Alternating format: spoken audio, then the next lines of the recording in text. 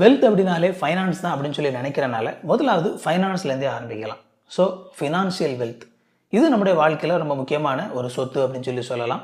இந்த financial wealth அப்படிங்கிறது நம்ம அதிகமான பணம் வச்சிருக்கிறது அல்லது அதிகமான பொருள் சார்ந்த விஷயங்களை நாம் வச்சிருக்கிறது. இதுதான் ஃபினான்ஷியல் வெல்த். பணம், நிலம், வீடு, சொத்துக்கள் இது எல்லாமே நம்ம ஃபினான்ஷியல் வெல்த்துக்குள்ளே கொண்டு வரலாம். நம்முடைய வாழ்க்கையில் இந்த பணம் அப்படிங்கிறது முக்கியமான ஒரு விஷயம்தான். ஏன்னா பணம் இருந்தால் தான் நம்மளால் எல்லா விஷயங்களையும் செய்ய முடியும். நான் முன்னாடி ஒரு வீடியோவில் சொல்லியிருக்கிறேன், பணம் அப்படிங்கிறது இந்த உலகத்தில் நிறைய விஷயங்களை செய்யக்கூடிய ஒரு டூலாக, ஒரு மீடியமாக இருக்குது. அதனால பணம் நம்முடைய வாழ்க்கையில் நமக்கு வேணும். இந்த ஃபினான்ஷியல் வெல்த்தை அடையக்கூடிய வழிகள் என்ன? ஒரு பிஸ்னஸ் பண்ணுறது மூலமாக உங்களால் நிறைய பணம் சம்பாதிக்க முடியும். நல்ல ஒரு வேலைக்கு போகிறதன் மூலமாக உங்களால் நல்ல பணம் சம்பாதிக்க முடியும். சரியான விதத்தில் உங்ககிட்ட இருக்கிற பணத்தை இன்வெஸ்ட் பண்ணுறது மூலமாகவும் உங்களால் நிறைய பொருள் ஈட்ட முடியும். இதில் நீங்கள் ஏதாவது ஒரு விஷயத்தில் எக்ஸ்பர்ட்டாக இருந்தாலே உங்களால் இந்த ஃபைனான்ஸ் அப்படிங்கிற வெல்த்தை ரொம்ப ஈஸியாகவே அடைய முடியும். ஆனால் அதே நேரத்தில் இந்த ஃபினான்ஷியல் வெல்த் அப்படிங்கிறது ஏதோ நிறைய பணத்தை நம்ம வச்சுட்டு இருக்கிறது அப்படிங்கிற அந்த அர்த்தத்தோடு புரிந்து கொள்ளாமல் ஃபினான்ஷியல் ஃப்ரீடம் அப்படிங்கிறதா புரிந்து கொள்ளுங்க. ஸோ இந்த ஃபினான்ஷியல் ஃப்ரீடம் அப்படிங்கிறது என்ன? நம்ம எல்லாருக்குமே ஒரு சில அடிப்படை தேவைகள் இருக்குது. அந்த அடிப்படை தேவைகள் எல்லாமே உங்களுக்கு சந்திக்கப்பட்டிருக்கணும் முதலாவது.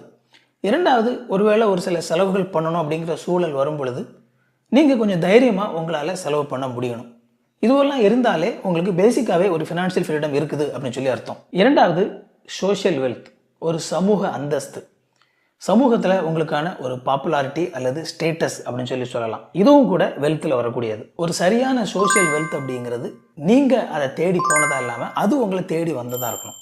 இன்னொரு விதத்தில் சொல்லணும் அப்படின்னா இந்த சரியான சோஷியல் வெல்த் அப்படிங்கிறது நீங்கள் செய்யக்கூடிய ஒரு சில விஷயங்களுடைய ரிசல்ட்டாக இருக்கணும். அடிப்படையில் நம்மளால் எப்படி இந்த சோஷியல் வெல்த் அடைய முடியும்?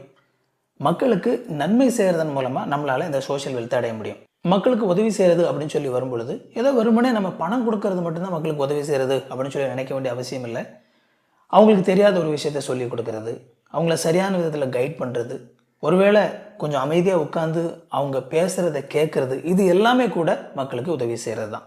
ரொம்ப எளிமையாக சொல்லணும் அப்படின்னா அவங்களுக்கு என்ன நீடு இருக்குதோ அந்த நீடை நாம் மீட் பண்ணோம் அப்படின்னா நம்ம மக்களுக்கு உதவி செய்கிறோம்.